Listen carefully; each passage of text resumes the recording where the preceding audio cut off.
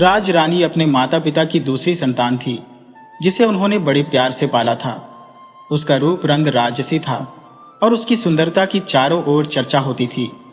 जो भी उसे देखता वह उसे अपनी गोद में उठाने के लिए आतुर हो जाता। मात्र 4 महीने की उम्र में ही जब राजरानी एक नन्ही सी मासूम बच्ची थी, उसका बड़ा भाई राजू गंभीर रूप से बीमार हो गया था। विभिन्न उपचारों के बावजूद राजू को नहीं बचाया जा सका। राजरानी को पूरे मोहल्ले का स्नेह प्राप्त था, लेकिन अपने भाई की मृत्यु के बाद उसकी मां अत्यधिक दुखी हो गई और राजरानी से नफरत करने लगी। अबोध बालिका राजरानी को उसकी मां ने एक नया नाम दे दिया और उसे प्यार करने का विचार तो दूर की बात थी। राजरानी के पिता ने अपनी पत्नी को समझाने की बहुत कोशिश की, लेकिन वह सुनने को तैयार नहीं थी। उसकी मां हमेशा कहती, करमजली, तूने पैदा होते ही अपने भाई को निगल लिया। राजरानी को अपनी मां का प्यार नहीं मिल पा रहा था, क्योंकि उसकी मां सोचती थी कि अगर राजरानी पैदा नहीं होती तो उसका राजू जीवित रहता। इसी कारण से पिता का प्यार भी राजरानी को उतना नहीं मिल रहा था। फिर भी राजरानी दूसरों के स्नेह से खुश रहती और धीरे धीरे बड़ी हो रही थी। समय बीतता गया और करमजली, अब उसे यही नाम मिला था, ये समझने लगी कि उसकी मां उससे नफरत क्यों करती है। उसकी मां के बाद कोई और संतान नहीं हुई थी और वह अकेले नफरत की आग में जलती रहती थी। लेकिन करमजली अपने बाल स्वभाव के कारण अपनी सहेलियों के साथ गुड्डे गुड़िया खेलती थी। उसने अपने लिए एक गुड़िया और गुड्डा बनाया और उसे अपना बड़ा भाई मान लिया। समय अपनी गति से चलता रहा। करमजली ने कहीं से सुना था कि तपस्या में बड़ी ताकत होती है। वह इस जिज्ञासा से भर गई और तपस्या करने का विचार किया। वह अपने घर से कुछ दूरी पर एक वट वृक्ष के नीचे पद्मासन में बैठकर भगवान शंकर की आराधना करने लगी। ओम नमः शिवाय का जाप करते हुए उसने अपनी तपस्या शुरू की। शुरुआत में लोगों ने उसे पागल कहा और बहुत परेशानी उठाई, लेकिन उसकी आस्था में कोई कमी नहीं आई। धीरे धीरे लोगों ने उसकी तपस्या की सराहना करनी शुरू की और गांव वालों ने वहां एक तंबू लगवा दिया ताकि वह बिना किसी बाधा के अपनी तपस्या जारी रख सके। कुछ समय बाद करमजली के तपस्वी स्थान पर लोगों ने पूजा अर्चना शुरू कर दी। वहां भेंट चढ़ावा भी आने लगा। लोगों ने करमजली को वहां से हटाने की बहुत कोशिश की, लेकिन वह अपने उद्देश्य से डिगी नहीं। उसकी तपस्या निरंतर चलती रही। इस दौरान एक दिन, एक सप्ताह और फिर 1 माह भी बीत गए। धीरे धीरे उसकी तपस्या को 6 महीने पूरे हो गए। उसका तपस्वी रूप दिन ब दिन निखरता जा रहा था। यह खबर गांव से अन्य गांवों में फैल गई और दूर दूर तक पहुंच गई। करमजली की तपस्या को भंग करने के लिए भी अनेक उपाय किए गए, मगर कोई परिणाम नहीं निकला। अंततः सभी ने हार मान ली। एक दिन भगवान शंकर ने उसे दर्शन दिए और कहा, बेटी, तुम्हारी तपस्या पूर्ण हुई है, जो मांगना है सो मांग लो। करमजली ने भगवान शंकर से कहा, प्रभु, यदि आप मुझे कुछ देना ही चाहते हैं तो आज से तीसरे दिन प्रातः 11:30 बजे आए। शंकर भगवान अंतर ध्यान हो गए। करमजली अपनी तपस्या की सफलता पर अत्यधिक प्रसन्न थी। अब वह सोचने लगी, क्या सच में शंकर भगवान आएंगे? यदि आएंगे तो मैं उनसे क्या मांगू? क्या वे मेरी मांग पूरी करेंगे या नहीं? करमजली बहुत बड़ी दुविधा में थी। अगले क्षण उसे अपने बचपन की वे धुंधली यादें ताजा हो गईं, जो उसने इतने दुख और नफरत में बिताई थी। उसने बिना विलंब किए पूरे गांव में इस बात की जानकारी दे दी और सभी को 11 बजे आने के लिए कहा। करमजली की बातों पर सभी ने विश्वास किया, सिवाय उसकी अपनी मां के। करमजली की मां ने अपनी ही बेटी पर विश्वास नहीं किया। अच्छी बात यह थी कि उसका पिता गांव वालों के साथ ही बेटी के साथ भी था। उसने अपनी पत्नी को समझाया, देखो, हमारी करमजली ने जो तपस्या की है वह किसी से छुपी नहीं है। करमजली के पिता ने अपनी पत्नी को अच्छे से समझाया, लेकिन उसकी मां के सामने उसकी कुछ नहीं चली। अंततः करमजली की मां भी बहुत समझाने पर मान गई और आने के लिए तैयार हो गई, परंतु करमजली अपने आप को संतुष्ट नहीं कर पा रही थी। शंकर जी ने ब्राह्मण का रूप धारण किया और ब्राह्मण बनकर आए। उन्होंने करमजली से उसकी चिंता का कारण जानना चाहा। शंकर जी ने ब्राह्मण के वेश में आकर करमजली से पूछा, हे तपस्विनी बेटी, तुम्हें किसकी चिंता है? करमजली ने अपनी सारी बातें ब्राह्मण देवता को बता दी। तब ब्राह्मण बने शंकर जी ने करमजली को विश्वास दिलाया, बेटी, देवलोकवासी कभी झूठे वादे नहीं करते, ब्राह्मण की बातों से करमजली का विश्वास बढ़ गया। उसने अपनी तपस्या स्थली पर एकत्रित हुए चढ़ावे के पैसों से एक सुंदर मंच बनवाया। मंच के चारों ओर खुशबूदार फूलों से सजावट की। सजावट इतनी सुंदर थी कि शंकर जी स्वयं चकित हो जाए। आज करमजली बहुत खुश थी। अब तक के जीवन में वह इतनी प्रसन्न कभी नहीं हुई थी। उसने एक बहुत सुंदर वस्त्र पहना हुआ था, जिसमें वह किसी से कम नहीं लग रही थी। नियत समय पर सभी लोग आ गए। सभी ने अपनी अपनी जगह सुनिश्चित कर ली और बैठकर आगे की कार्रवाई की प्रतीक्षा करने लगे। ठीक 11:30 बजे आकाशवाणी हुई। बेटी, मैं आ गया हूं। शंकर जी द्वारा कराई गई आकाशवाणी तो सबने सुनी, मगर शंकर जी दिख रहे थे केवल करमजली को ही। तभी भीड़ में से एक बुजुर्ग व्यक्ति करमजली के पास आए और बोले, बेटी, जब से तुमने ये बताया था कि 3 दिन बाद 11:30 बजे शंकर जी आएंगे, मैं तो तभी से इस उम्मीद में था कि चलो हमें भी भगवान शंकर के दर्शन हो जाएंगे। ये सुनकर करमजली ने शंकर जी की ओर आशा भरी नजरों से देखा। भोलेनाथ तो ठहरे सर्वज्ञ, वे समझ गए और नजरों से ही आश्वस्त कर दिया। करमजली ने आश्वस्त होकर बाबा से कहा कि बाबा आप बैठिए, भोलेनाथ सभी को दर्शन देंगे। अभी वे मेरी बात सुनेंगे, उसके बाद सबके सामने इस मंच पर आएंगे। इतना सुनकर सभी शांति से बैठ गए। शंकर जी ने करमजली से कहा, बेटी, अब तुम बताओ तुम्हें क्या परेशानी है? करमजली ने कहा, आपको मैं करमजली लगती हूं क्या? भगवान शंकर ने कहा, बिल्कुल भी नहीं बेटी। करमजली कहने लगी, तो सब मुझे करमजली क्यों कहते हैं? क्या ऐसा नाम भी होता है? शंकर जी ने कहा, बेटी, यह मृत्युलोक है। यहां कोई भी नाम चल जाता है। यहां तो कालो, भोलो, मोटो, पतलो सब तरह के नाम होते हैं। तू नाम की छोड़ और काम की बात कर। करमजली अपना गुड्डा भी साथ लाई थी। उसने गुड्डे को अपने पास ही रखा हुआ था और शंकर जी से कहा, मैंने जब से होश संभाला है अपना नाम करमजली सुना है। मेरा नाम करमजली क्यों रखा गया ये तो मेरे बापू ही बता पाएंगे, पर इसके लिए आपको मंच पर विराजमान होना पड़ेगा। शंकर जी ने कहा, ठीक है बेटी, अपने बापू को बुलाओ, मैं मंच पर आ जाता हूं। करमजली के पिता को बुलाया गया और कहा, भोलेनाथ के सवालों के सही सही जवाब देना। जैसे ही करमजली के बापू मंच की तरफ चले, मंच हिलने लगा। देखते ही देखते मंच पर भोलेनाथ विराजमान हो गए। पूरी भीड़ में हलचल मच गई। जय भोलेनाथ की गूंज से पूरा पंडाल गूंज उठा। तब करमजली ने कहा, सुनो, शांत हो जाओ और भोलेनाथ को सुनो। भोलेनाथ ने कहा, तुम ये बताओ, बेटी का नाम तुमने करमजली क्यों रखा है? करमजली के पिता से पूछा गया तो उन्होंने कहा, हे भगवान, मेरी बेटी का असली नाम राजरानी था।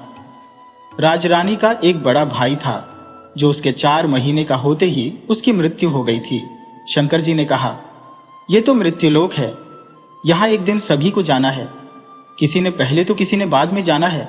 रहना कोई नहीं है। गरीब, अमीर, राजा, रंक सभी को मृत्यु प्राप्त होनी है। इस लोक में कोई अमर नहीं है। पर तुम ये बताओ, इस बेटी का भाई मर गया, लेकिन तुमने इसे जीते जी मार दिया। इसे करमजली क्यों कहा गया? करमजली के पिता ने एक एक करके सारी बात भोलेनाथ को बता दी। भोलेनाथ ने उसकी बात सुनकर कहा, इस बेचारे का क्या कसूर था? तब शंकर जी ने अपनी भक्त करमजली से कहा, तुम ये बताओ बेटी, तुम क्या चाहती हो? करमजली ने कहा, हे भगवान, जो मैं मांगूंगी वह पाऊंगी क्या? तो भोलेनाथ बोले, हाँ बेटी, जो मांगोगी वही मिलेगा। तब करमजली ने कहा, प्रभु, मुझे मेरा नाम और मेरा भाई चाहिए। इतना सुनकर शंकर जी ने करमजली से कहा, बेटी, मरे हुए लोग वापस नहीं आते।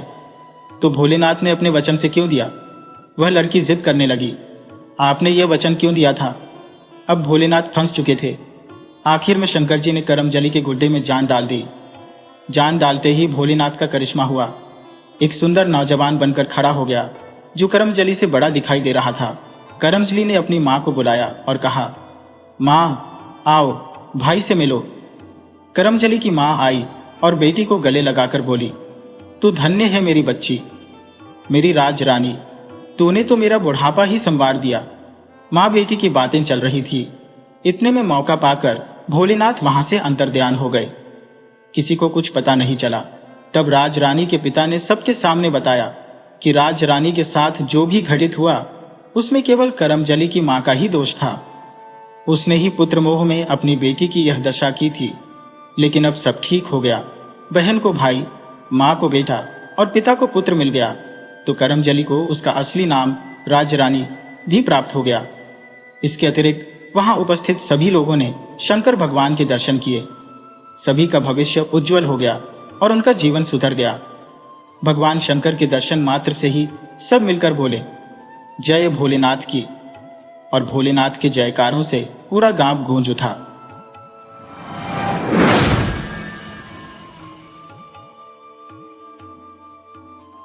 बहुत पहले की बात है। सनातन चौधरी सुंदरगढ़ के पुराने निवासी थे। उनके पूर्वजों ने सुंदरगढ़ की रियासत संभाली थी, परंतु समय के साथ रियासतें विलीन हो गईं। पारिवारिक विभाजन में जमीन भी खंडित हो गई और सनातन बाबू के चाचा और चचेरे भाइयों ने अपनी जमीन बेचकर शहर में बसने का निर्णय लिया। अब वहां केवल सनातन बाबू अपनी पुश्तैनी हवेली में रहते थे, जिसमें लगभग 30 कमरे और 20 एकड़ जमीन थी। सनातन बाबू अविवाहित थे और उनके साथ केवल उनका पुराना नौकर रामदीन था। दिन भर मालिक और नौकर एक दूसरे के साथ बातें करते रहते थे। जमींदारी के हिसाब किताब के लिए सनातन बाबू ने एक मास्टर को रखा था, जो कि गणित पढ़ाता था और अपनी पत्नी के साथ रहता था। सनातन बाबू के पास एक दुर्लभ रक्त नीलम रत्न था, जिसकी विशेषता थी कि वह दिन में गुलाबी और रात में नीला हो जाता था। विश्व में ऐसे केवल 2 ही रत्न थे, एक ब्रिटिश म्यूजियम में और दूसरा सनातन बाबू के पास। इस रत्न के बारे में तब जानकारी मिली जब लंदन के म्यूजियम वाले नीलम पर एक कार्यक्रम दिखाया गया। इस प्रकार सनातन बाबू को भी इस रत्न की महत्वता का पता चला। खबर फैलते ही मीडिया और अखबार वालों ने उनका इंटरव्यू लिया और रत्न की विशिष्टता फैल गई।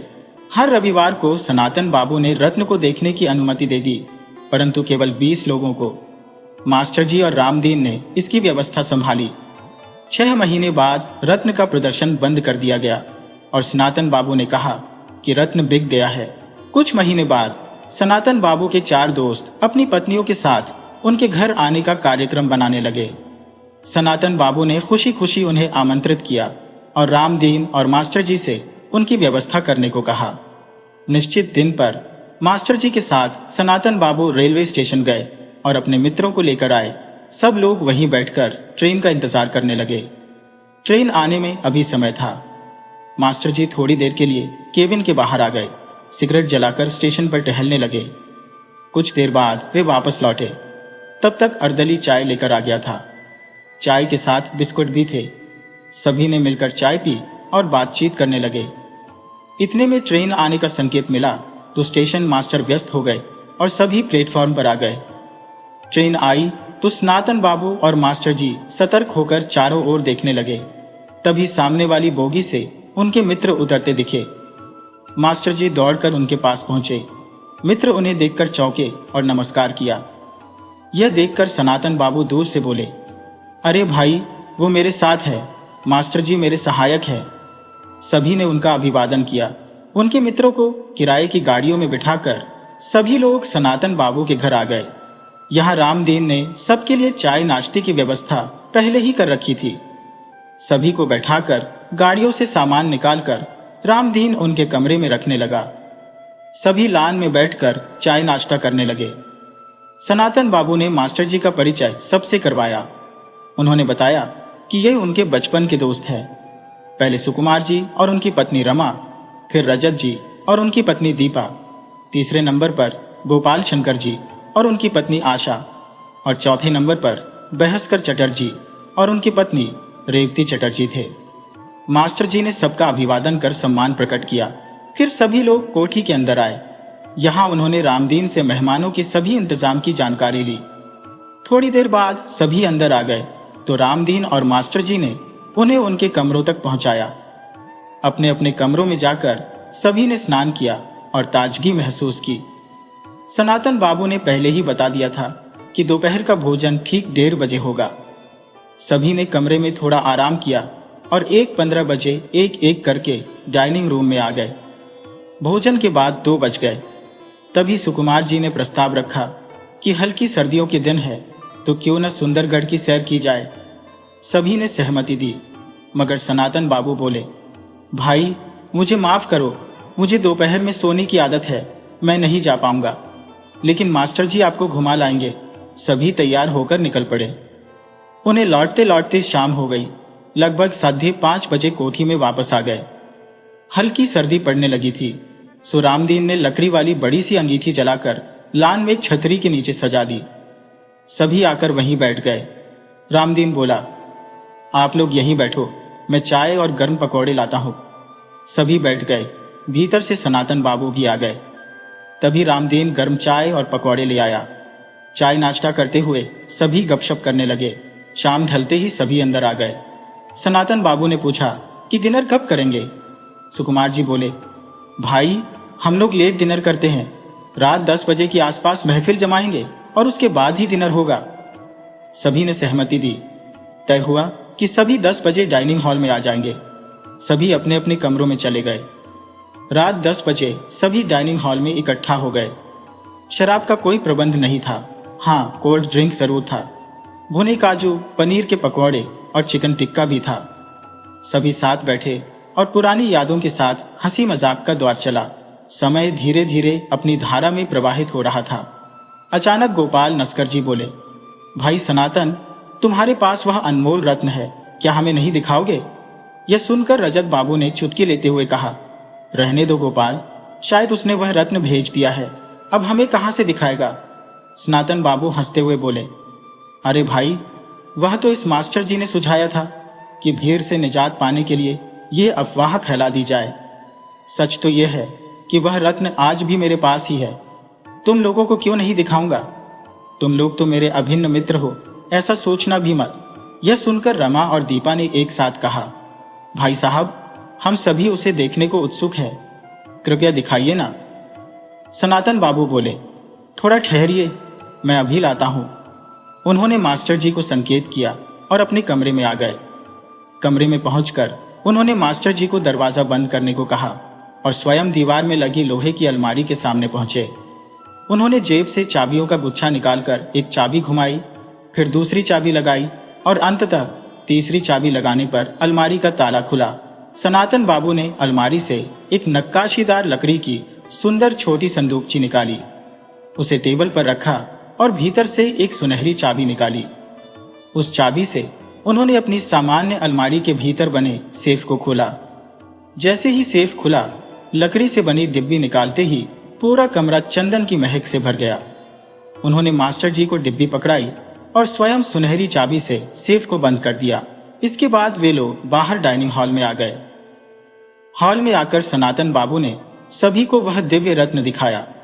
सभी ने उस रत्न को बारी बारी से हाथ में लेकर देखा और चंदन की महक से मुग्ध हो गए।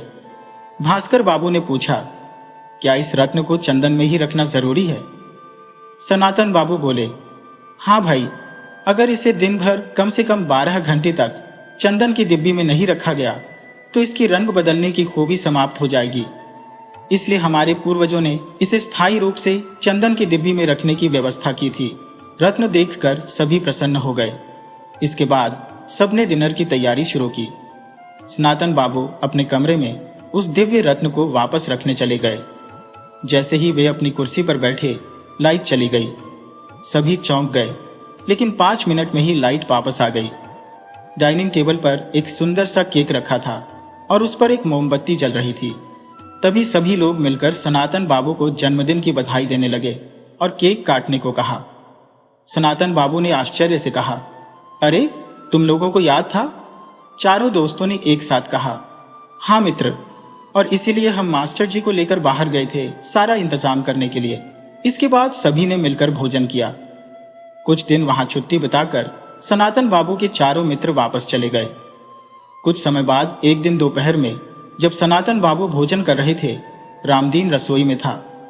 तभी 2 गुंडेनुमा युवक घर में घुस आए और सनातन बाबू को धमकाते हुए बोले, सुनो चाचा, भलाई इसी में है कि हमारी बात मानकर यह बिल्डिंग उस सेठ को बेच दो।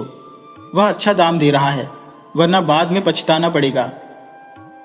ये धमकी सुनकर रामदीन घबरा गया। एक गुंडे सनातन बाबू को धमका कर चले गए। रामदीन ने आकर सनातन बाबू को संभाला सनातन बाबू भोजन छोड़कर खड़े हो गए और अपने कमरे में चले गए। रामदीन ने सब काम निपटाने के बाद बाजार जाने का बहाना बनाकर मास्टर जी के पास पहुंचकर उन्हें सारी स्थिति बताई। यह सुनकर मास्टर जी ने उसे सांत्वना दी और बोले, मैं देखता हूं।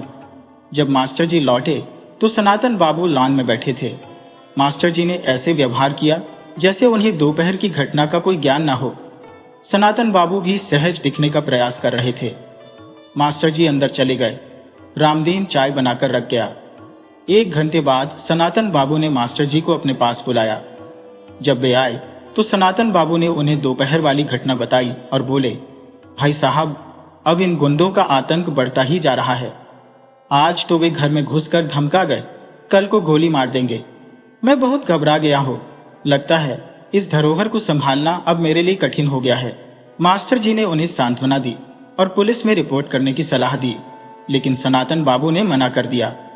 मास्टर जी घर लौटे तब रात के 8 बज रहे थे। उनके लौटने के कुछ ही मिनट बाद उनके 2 मित्र नीलेश और हरमन आ गए।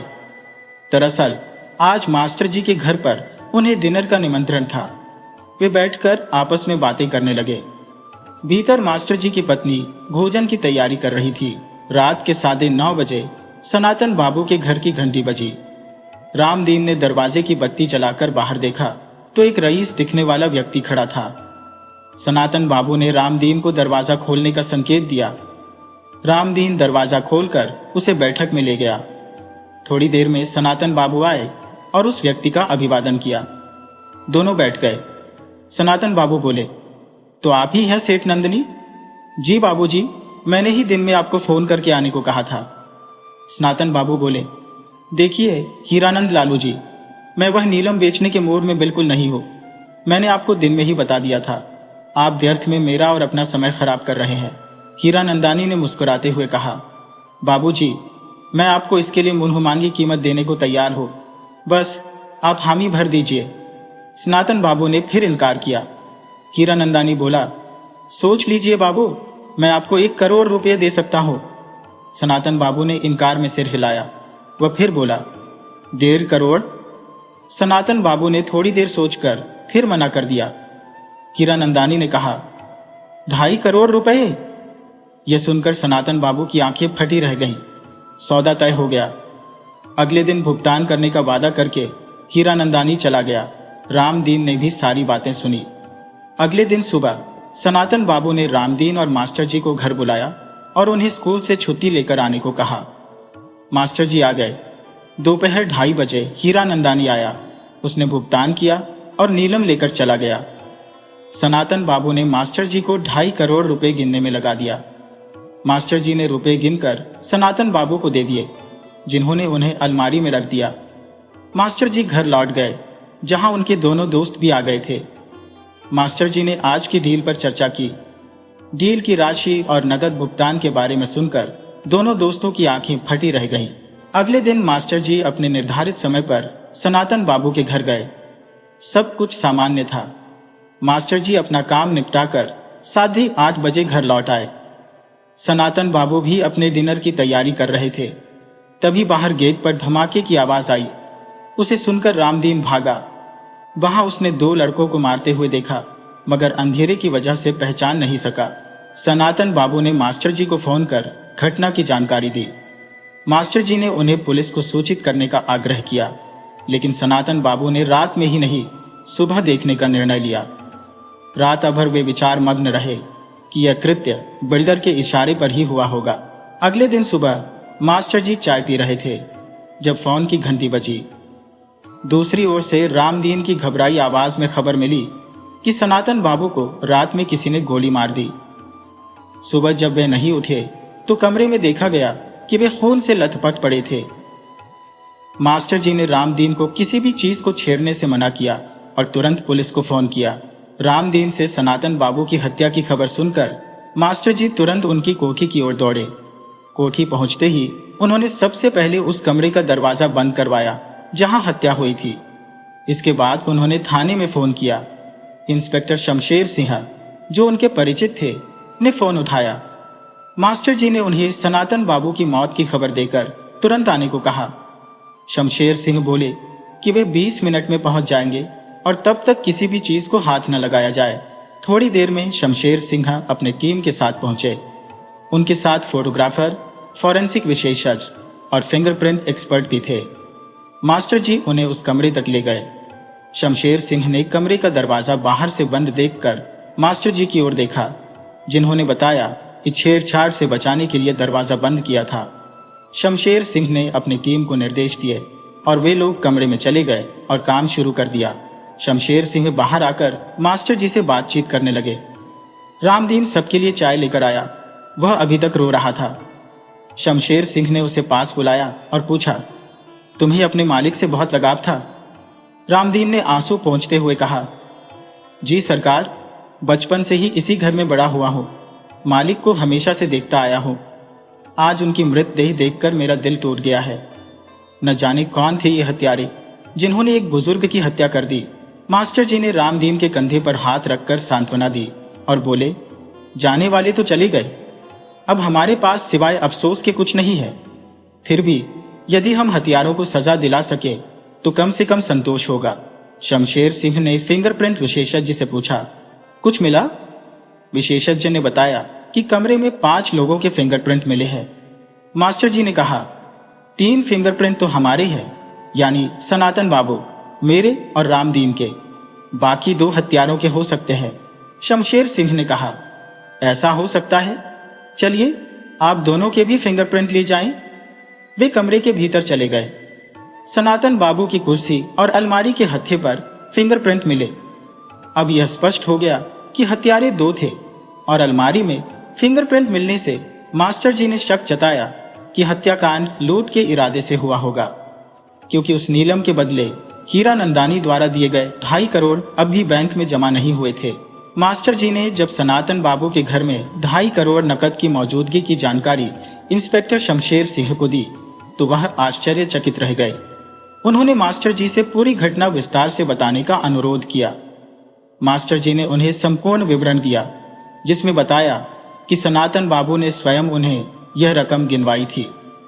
शमशेर सिंह ने गंभीरता से माथे पर बल डालते हुए कहा, इसका मतलब सेठ हीरानंदानी भी इस मामले में शामिल हो सकता है, क्योंकि उसे पता था कि इतनी बड़ी रकम असुरक्षित ढंग से इस घर में रखी हुई है। वह किराए के गुंडों से भी यह काम करवा सकता था ताकि लूट कर भाग सके। मास्टर जी ने बीच में टोका, इंस्पेक्टर साहब, आप बिल्डर किशन और उसके गुंडों को भी भूल रहे हैं, जिन्होंने सनातन बाबू को धमकाया था। शमशेर सिंह ने संयम से कहा, मैं किसी को नहीं भूल रहा हूं जनाब। मेरी सूची में तो आप भी संदिग्ध हैं, क्योंकि आपने स्वयं ही जीवन में पहली बार 2.5 करोड़ जैसी रकम देखी और गिनी थी। आपको भी लालच आ सकता है। मास्टर जी ने प्रतिवाद किया, सर, मैं एक सीधा साधा ईमानदार स्कूल मास्टर हूं। मैं ऐसी भयानक घटना को कैसे अंजाम दे सकता हूं? और हाँ, मैंने सुना है रिवॉल्वर से गोली चलाने पर बारूद के कण चलाने वाले के हाथों में चिपक जाते हैं, जो साधारण तौर पर दिखाई नहीं देते, लेकिन फॉरेंसिक विशेषज्ञ उन्हें ट्रेस कर लेते हैं। शमशेर सिंह ने गौर से मास्टर जी को देखा और कहा, चलिए आपकी जांच करवा ही लेते हैं, कम से कम एक संदिग्ध तो साफ हो जाएगा। मास्टर जी तैयार हो गए। फॉरेंसिक विशेषज्ञों ने उनके हाथों की जांच की और उन्हें निर्दोष पाया। मास्टर जी ने हाल में लगे वॉश बेसिन से अच्छी तरह हाथ धोए और रामदीन को आवाज दी। रामदीन के आने पर उन्होंने सबके लिए चाय लाने को कहा। रामदीन चाय लेकर आया। चाय पीते हुए इंस्पेक्टर शमशेर ने फिंगरप्रिंट विशेषज्ञ से सवाल किया, क्या बाकी 2 फिंगरप्रिंट पूरे घर में कहीं और भी मिले हैं? विशेषज्ञ ने बताया, नहीं, घर में नहीं, लेकिन जीने की रेलिंग और मुख्य दरवाजे की कुंडी पर मिले हैं। फॉरेंसिक विशेषज्ञ ने यह भी बताया कि सनातन बाबू को बहुत करीब से गोली मारी गई है और गोली उनके दिल के आर पार निकल गई है। उनकी मौत 10 घंटे पहले, यानी लगभग रात 2 बजे के बीच हुई है। ये सारी जानकारी शमशेर के साथ आए कांस्टेबल ने नोट कर ली। फॉरेंसिक और फिंगरप्रिंट विशेषज्ञ चले गए। इधर शमशेर सिंह ने रामदीन को बुलाया और मास्टर जी के साथ सनातन बाबू के कमरे में चले गए। सनातन बाबू का कमरा बहुत बड़ा था, लगभग 22 फुट बाई 25 फुट। उसमें 4 अलमारियां दीवारों पर बनी हुई थी। उनकी 2 विशाल लकड़ी की अलमारियां भी थी। उन अलमारियों में केवल कपड़ों का अंबार लगा था। शमशेर सिंह ने रामदीन और मास्टर जी से पूछा, आप लोग बता सकते हैं कि इन अलमारियों में क्या है? रामदीन ने सिर हिलाया और कहा, बाकी अलमारियां का तो नहीं बता सकता, लेकिन एक अलमारी मेरे सामने खोली गई थी जिसमें नीलम रखा गया था। इतना तो मैं जानता हूं। शमशेर सिंह ने सिर हिलाकर कहा। अच्छा।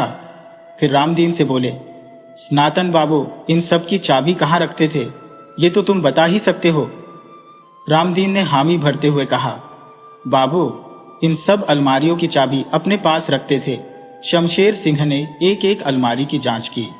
सभी बंद थी, सिवाय एक के जो खुली मिली। उसे देखकर मास्टर जी बोले, याद आया सर, मैंने रुपये गिनकर इसी अलमारी में रखे थे। ये हत्या केवल प्रॉपर्टी के लिए नहीं, बल्कि लूट के लिए भी हो सकती है। ये लूट इस हत्या का अहम सुराग बन सकती है। मास्टर जी की बात सुनकर शमशेर सिंह ने सिर हिलाते हुए कहा, आप सही कह रहे हैं मास्टर जी। अब बताइए, कल रात यहां से जाने के बाद आपने क्या किया? मास्टर जी नाराजगी से बोले, मतलब आप अभी भी मुझे शक के दायरे में रखे हुए हैं? शमशेर सिंह हंसते हुए बोले, क्या करें मास्टर जी, हमारी तफ्तीश तो यहीं से शुरू होती है। मास्टर जी ने अपने कल रात की सभी गतिविधियों का विस्तार से वर्णन किया। शमशेर सिंह ने कहा, फिलहाल आपको शक के दायरे से बाहर करता हूं। आइए अब हॉल में चलें। हॉल में पहुंचकर उन्होंने रामदीन को चाय लाने को कहा।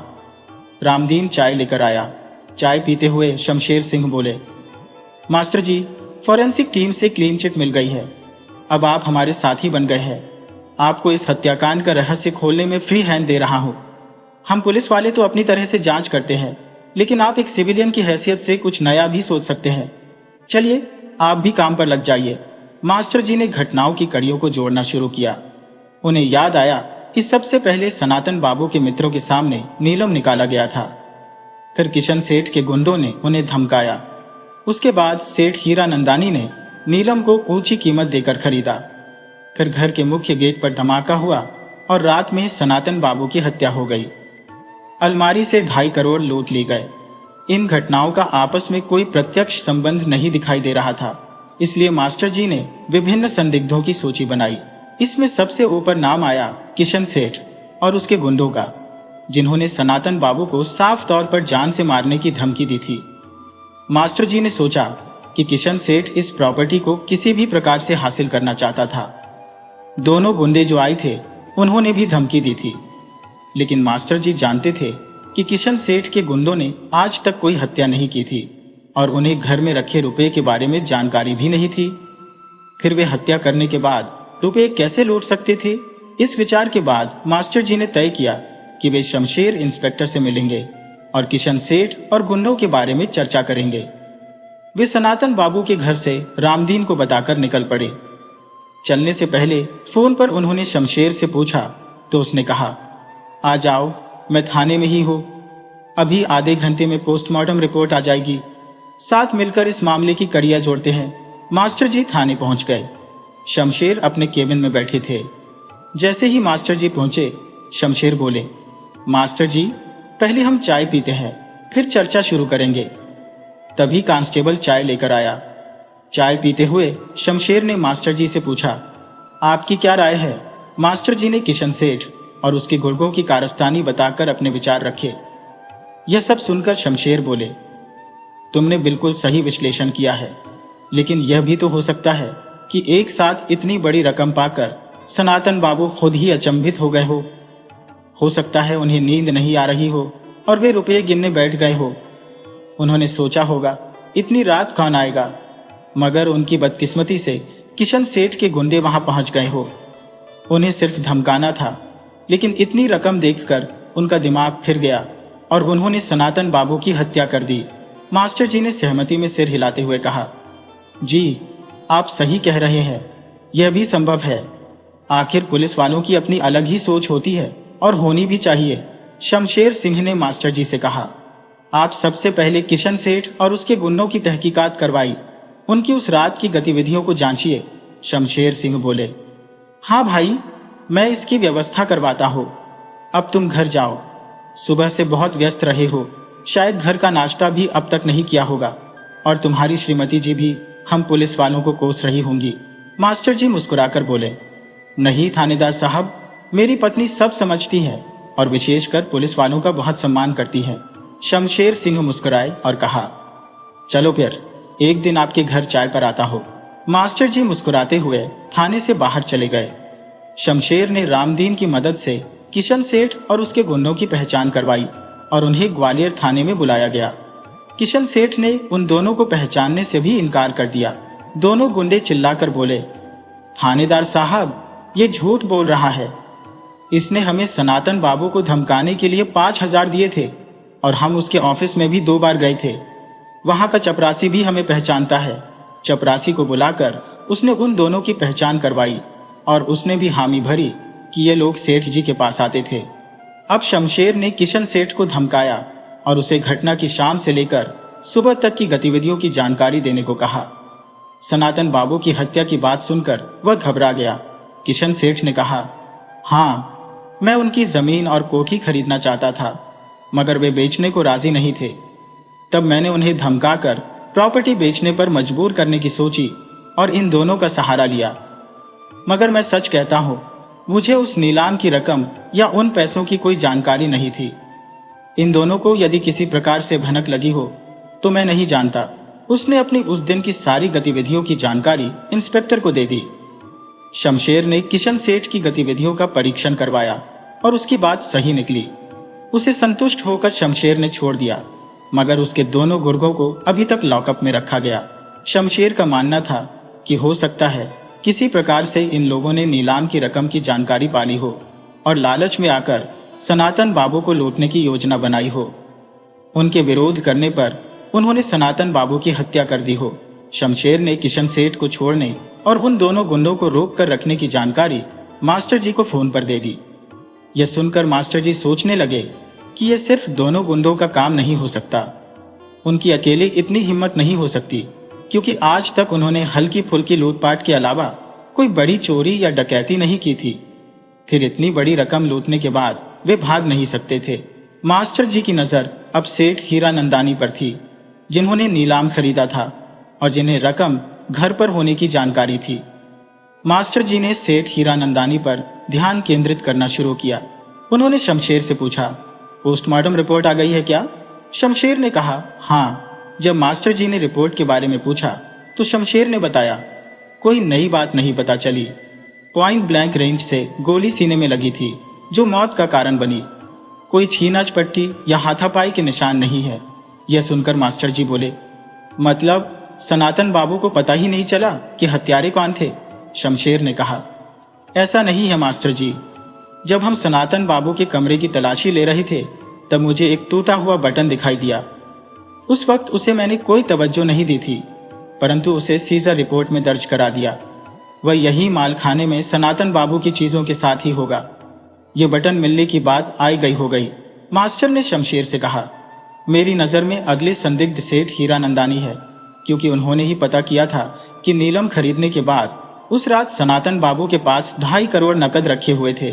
और हाँ, उन्हें उस अलमारी की भी जानकारी थी जहां पैसे रखे गए थे। शमशेर ने सेठ हीरानंदानी की गुप्त निगरानी शुरू करवा दी। 2 दिन बाद शमशेर ने फोन करके मास्टर को बुलाया और बताया, हीरानंदानी की हरकतें संदिग्ध लग रही है। सेठ के जरायम पैसे और संबंध उनके नामी लेन देन का हिस्सा है। उन्होंने नीलम को अंतर्राष्ट्रीय बाजार में भेजने के लिए दलालों से संपर्क करना शुरू कर दिया है। उन्होंने कीमत भी रखी है 8 करोड़।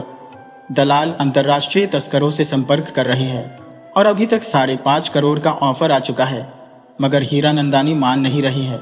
शमशेर ने कहा, हीरानंदानी ने पिछले 2 दिनों में करीब 3 करोड़ का नकद लेन देन किया है। अब इतना नकद रुपया उनके पास कहां से आया, ये तो जरूर जांच का विषय है। मास्टर जी ने कहा, एक बार उससे पूछताछ तो कर ही लीजिए आप। इंस्पेक्टर बोला, इतना आसान नहीं होगा, उसके बड़े बड़े अधिकारियों से संबंध है।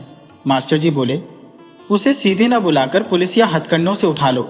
इंस्पेक्टर हंस दिया और बोला, मास्टर तुम मुझे मरवाओगे। फिर बोला, आइडिया बुरा नहीं है, चलो देखते हैं। रात करीब 10 बजे हीरानंदानी नजदीकी शहर की एक होटल से बाहर निकला। होटल से निकलकर अपनी कार में अकेले ही लौट रहा था। होटल के बाहर 2 कारें भी थी जो उसकी गाड़ी के साथ चल पड़ी। रास्ते में थोड़ा सा जंगल का इलाका पड़ा। तीनों कारें आगे पीछे चल रही थी। अचानक पीछे आ रही 2 कारों में से एक ने स्पीड बढ़ाई। और हीरानंदानी की कार को ओवरटेक करके थोड़ी दूर जाकर रुक गई। हीरानंदानी ने भी ब्रेक लगा दिए, मगर रुकते रुकते उसकी गाड़ी आगे वाली गाड़ी से टकरा गई। टकराने के बाद दो लड़के बाहर निकले और हीरानंदानी पर बरस पड़े। हीरानंदानी बार बार माफी मांग रहा था, मगर वे तो झगड़ने पर उतारू थे। उन्होंने हीरानंदानी को गाड़ी से बाहर खींचा और उसकी गाड़ी में तोड़फोड़ शुरू कर दी। तभी दूसरी गाड़ी से दो युवक और उतरे और उनसे पूछा, क्या मामला है? लड़के बोले, आप लोग अपने रास्ते जाओ, हमारा हिसाब हम खुद चुकता करेंगे। दोनों युवकों ने पहले समझाने की कोशिश की, फिर एक एक झपट रसीद कर दी। वे लड़के भाग गए।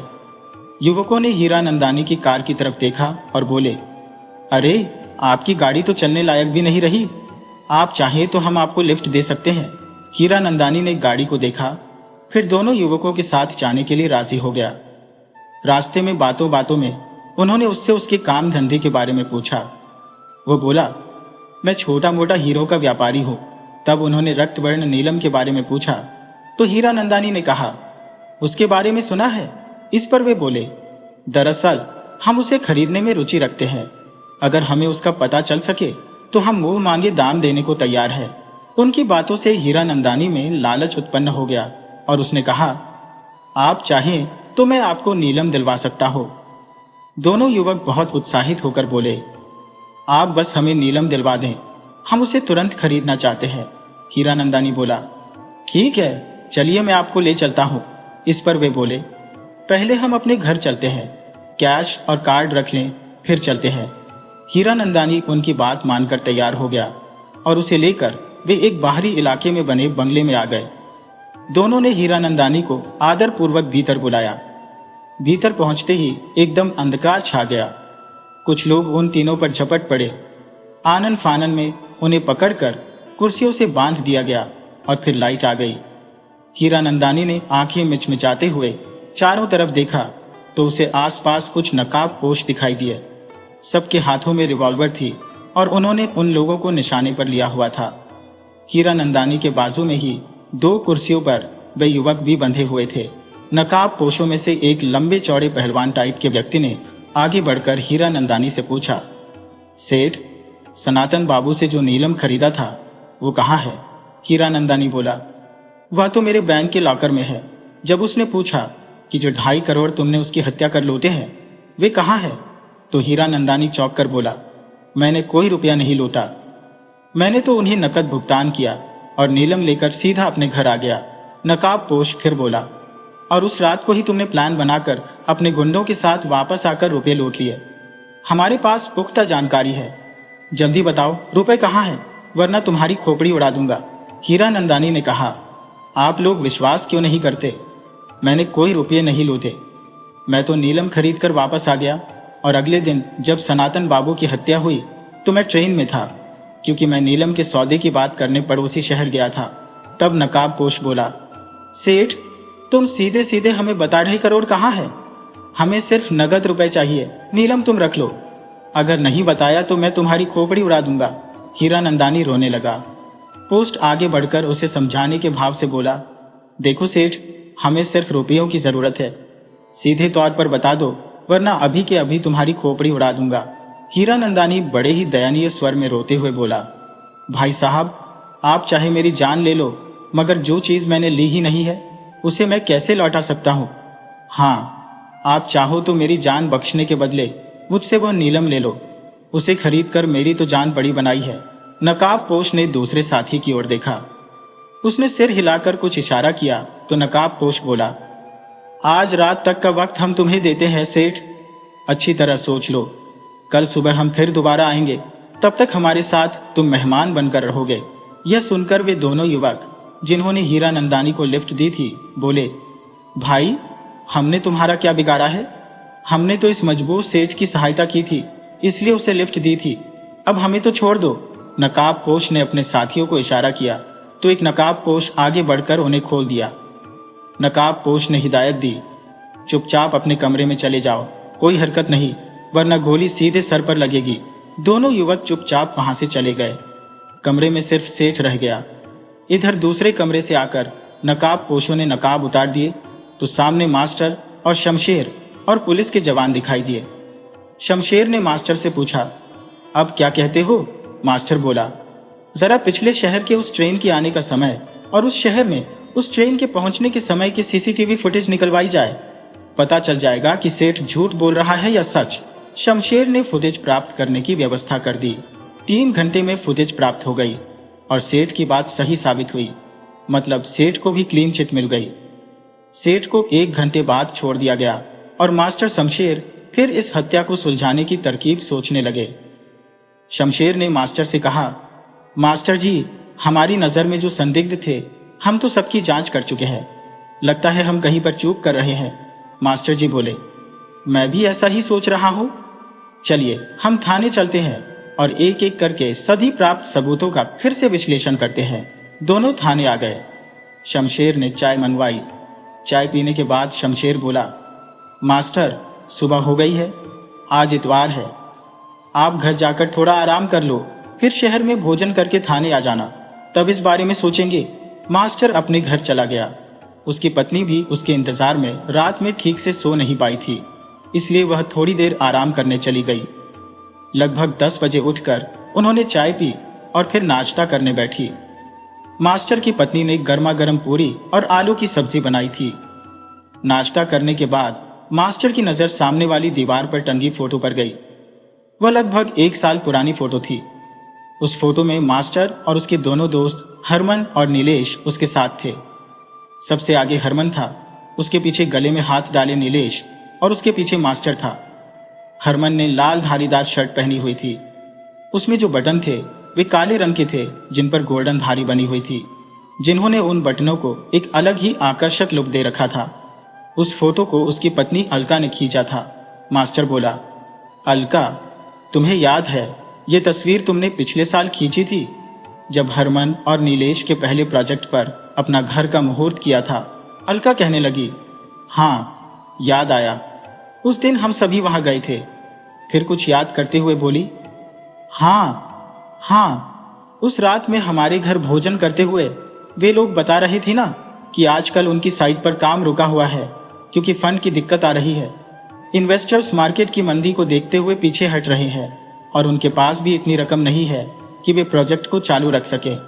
हरमन भाई तो कह रहे थे कि उन्होंने अपनी सारी जमा पूंजी इस प्रोजेक्ट पर लगा दी है और नीलेश भी बोल रहा था कि उसके पास अब पैसे नहीं बचे हैं। ऊपर से उन्होंने वहां मकान बुक करवाया है। वहां के मकान वाले भी दबाव डाल रहे हैं कि प्रोजेक्ट जल्दी से पूरा किया जाए। मास्टर को सारी बातें याद आ गई। खैर, नाश्ता खत्म होने के बाद यह टॉपिक भी खत्म हो गया। अलका ने पूछा, सनातन बाबू के हत्यारों का कुछ पता चला? मास्टर जी बोले, नहीं यार, अभी तक पुलिस अंधेरे में ही हाथ पैर मार रही है। जिन लोगों पर शक था सबको टटोलने के बाद भी खाली हाथ है, अभी कुछ भी पल्ले नहीं पड़ा। यह सुनकर अलका ने गहरी सांस ली और बोली, पता नहीं कौन मिशंस हत्यारे हैं जो एक भले मानस का खून कर छिप गए। मास्टर जी बोले, मैं भी यही सब सोच सोच कर परेशान हूं। देखो, भगवान सहायता जरूर करेंगे। तभी टेलीफोन की घंटी बजी। अलका ने फोन उठाया। वह मास्टर से बोली, थाने से फोन है, शमशेर जी आपसे कुछ पूछ रहे हैं। मास्टर जी ने रिसीवर लेकर कहा, जी हुक्म कीजिए सरकार। उधर से शमशेर की आवाज आई, आराम कर लिया हो तो आ जाओ।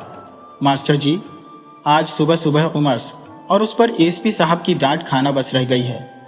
सेठ जी के केस पर जल्दी से जल्दी कार्रवाई की जाए, वरना किशन सेठ और हीरा नंदानी के मामले में हमारी कार्य प्रणाली पर भी सवाल उठा रहे हैं। खासकर हीरा नंदानी के मामले में तो वे बिल्कुल ही फूट पड़े हैं। मेरा ट्रैक रिकॉर्ड बढ़िया है, वरना सस्पेंशन नहीं तो ट्रांसफर तो निश्चित ही था। उन्होंने मुझे 3 दिन का वक्त दिया है। अब हमें हर हाल में हथियारों को पकड़कर कानून के हवाले करना ही है, वरना मेरी खैर नहीं, क्योंकि डीएसपी साहब का ऑर्डर है। मास्टर बोले, आप चिंता मत करिए साहब, मैं अभी थाने आ रहा हूँ। उम्मीद है हम दोनों मिलकर आज ही इस मामले को सुलझा लेंगे। शमशेर ने कहा, तो जल्दी आओ, मैं इंतजार कर रहा हूँ। मास्टर ने हल्का से कहा, मैं थाने जा रहा हूँ। शमशेर बड़ी परेशानी में है, लंच पर मेरा इंतजार मत करना।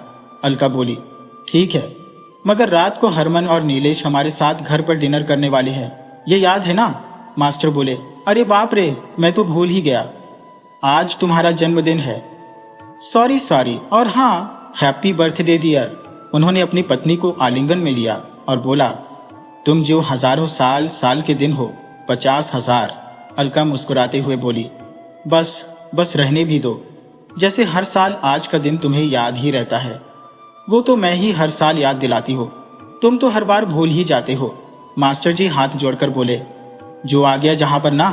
अलका बोली, लो, अब जनाब ने मेरा जेंडर ही बदल दिया। और दोनों हंसने लगे। मास्टर ने उसे एक बार फिर आलिंगन में लिया और फिर थाने की ओर चल पड़े। थाने में शमशेर बहुत उदास सा लग रहा था।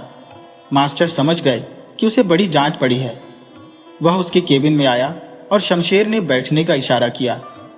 थोड़ी देर मौन रहा, फिर मास्टर ने चुप्पी तोड़ी। थानेदार साहब, यह चुपचाप बैठे रहने से काम नहीं चलेगा।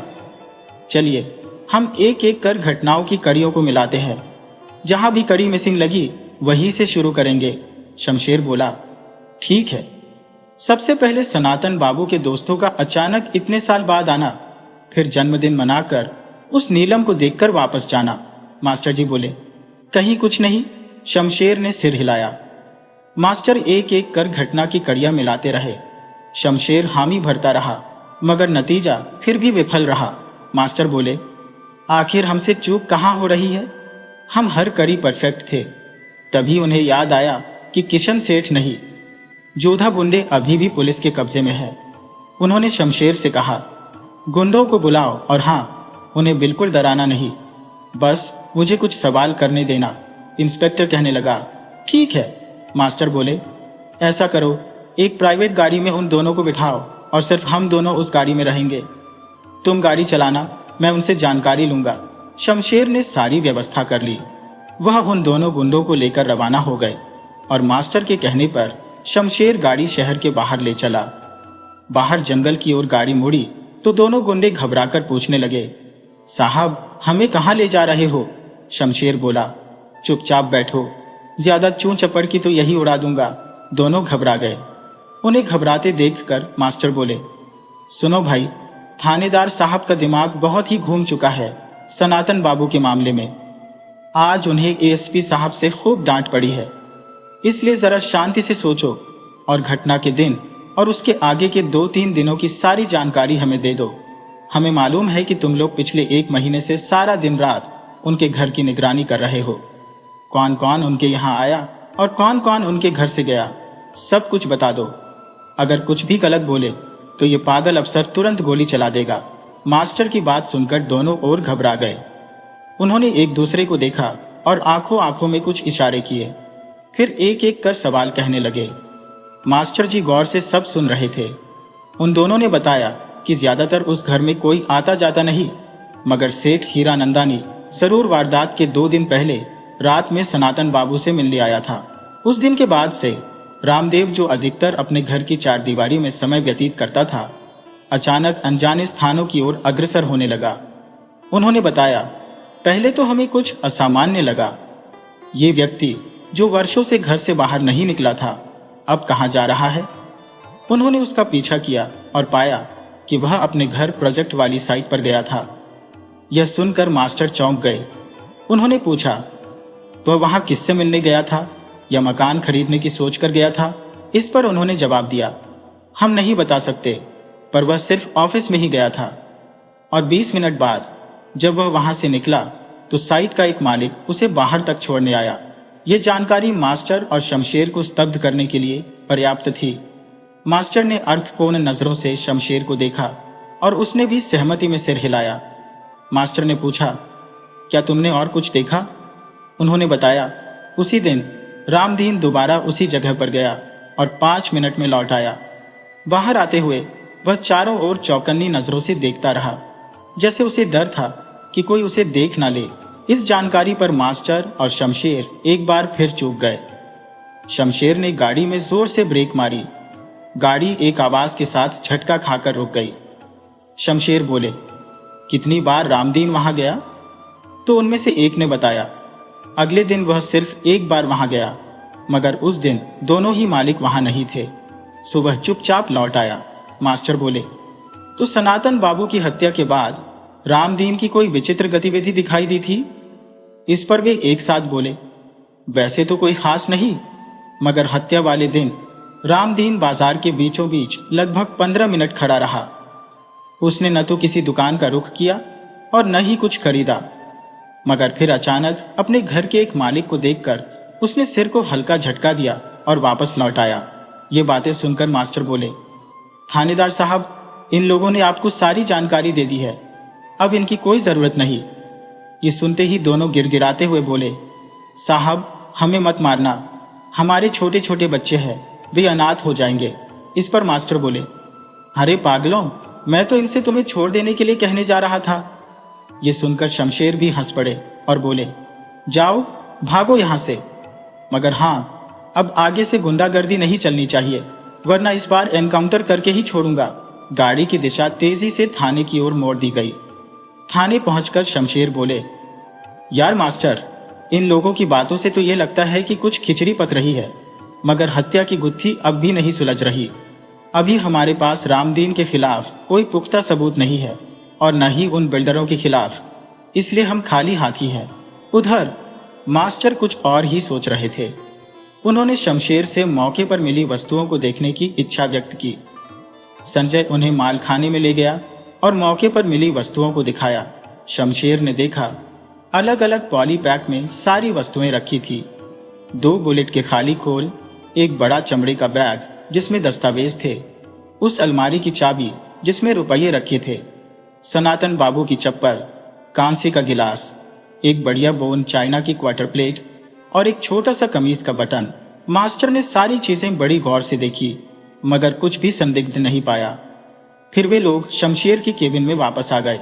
मास्टर बोले, भाई, एक बढ़िया चाय और कुछ हल्का फुल्का नाश्ता मनवा लो।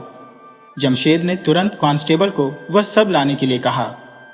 शमशेर चुपचाप इंतजार कर रहा था कि मास्टर कुछ बोलेगा, लेकिन मास्टर ने उन वस्तुओं के बारे में एक शब्द भी नहीं कहा, बल्कि शमशेर से बोले, थानेदार साहब, आज रात मेरे घर डिनर पर आओ, मेरी पत्नी अलका का जन्मदिन है। शमशेर बोले, मास्टर, यह नौकरी पर बने रहना है और तुम डिनर पर बुला रहे हो? मजाक छोड़ो और सोचो क्या करना है। मास्टर बोले, सब भगवान पर छोड़ दो, क्या पता वह किस रूप में तुम्हारी सहायता कर दें। तुम तो टेंशन फ्री होकर रात को डिनर पर आओ, और हाँ, हाथ में फोर्स तैयार रखना, रात में फोर्स को तैयार रखना, शायद भगवान तुम्हारी मदद कर दें। शमशेर बोले, पहले यह मत पूछो और सच बताओ, तुम्हें कोई लीड मिली है क्या? मास्टर बोले, नहीं भाई, मैं तो फिलहाल इस बारे में सोच ही नहीं रहा हूं, बल्कि बीवी को आज क्या उपहार दो ये सोच रहा हूं। वह शमशेर से विदा लेकर चले गए। निकलने से पहले बोले, थानेदार साहब, आते वक्त अपने साथ रामदीन को भी ले आना, मैंने भी उसे निमंत्रण दिया है। शाम को मास्टर के घर पर एक एक करके मेहमान आने लगे। सबसे पहले हरमन और नील आए। हरमन ने आज मास्टर के अनुरोध पर वही शर्ट पहनी थी जिसे वे उन तीनों दोस्तों की फोटो में पहने हुए थे। दरअसल ये शर्ट मास्टर की बहुत फेवरेट थी और खास मौकों पर वह हरमन को यही शर्ट पहनने के लिए कहता था। इसलिए हरमन ने आज भी उनके अनुरोध को स्वीकार करके पहन ली। फिर थोड़ी देर बाद ही शमशेर अपने साथ रामदीन को लेकर आ गए। उनके पीछे एक व्यक्ति और थोड़ा सहमा हुआ सा आया। उसे देखते ही मास्टर बोले, अरे मुश्ताक, आओ भाई, संकोच मत करो, इसे अपना घर समझो। वह थोड़ा सकुचाते हुए भीतर आ गया। उसे आते देखकर सभी ने उसे अपरिचित नजरों से देखा, सिवाय रामदीन के।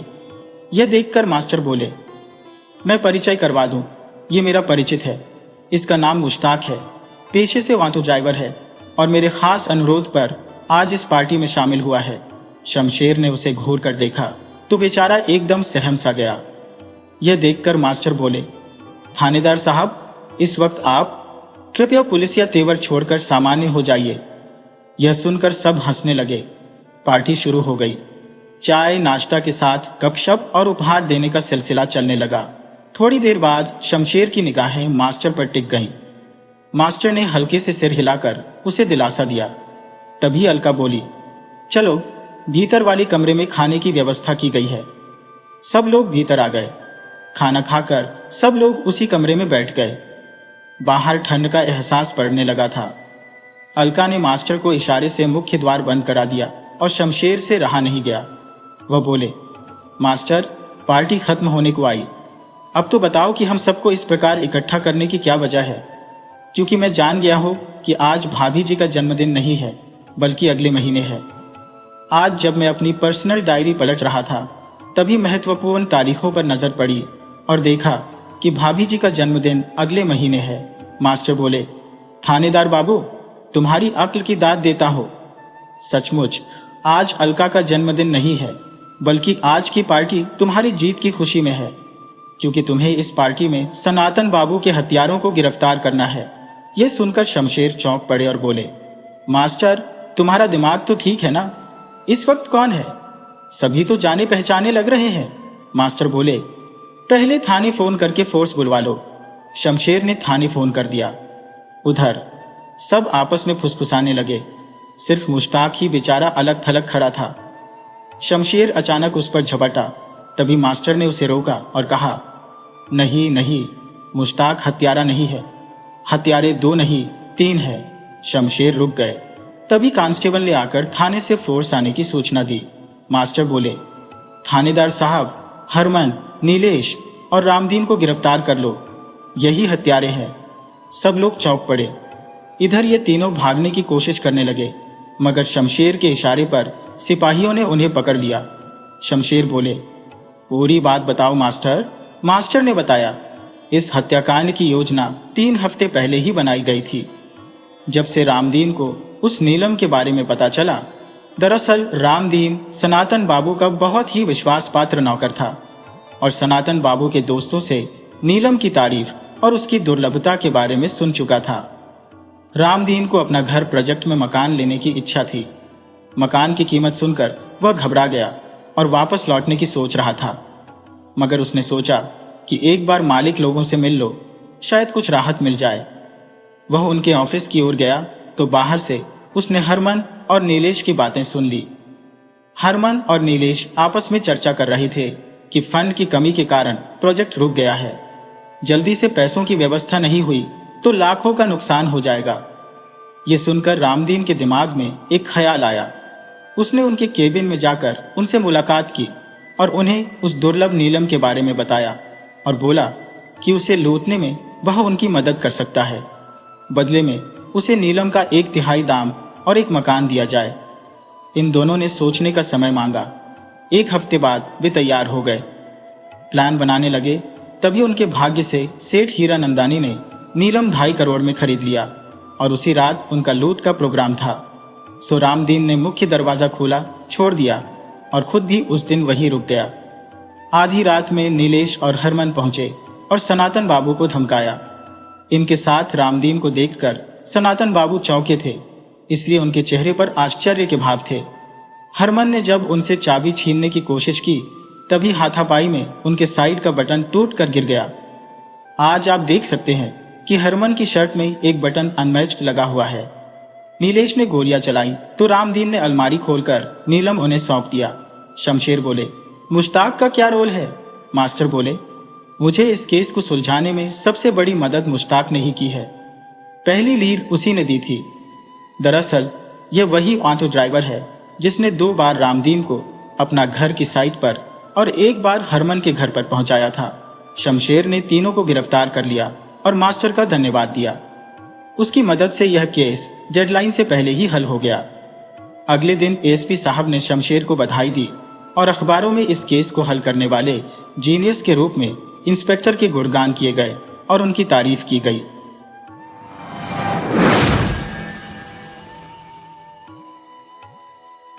वीडियो अच्छी लगे हो तो इसे लाइक करें और ऐसे ही मज़ेदार कहानियों के लिए चैनल को सब्सक्राइब करें और बेल आइकन दबाएं। ज़्यादा से ज़्यादा अपने दोस्तों को शेयर करें। धन्यवाद।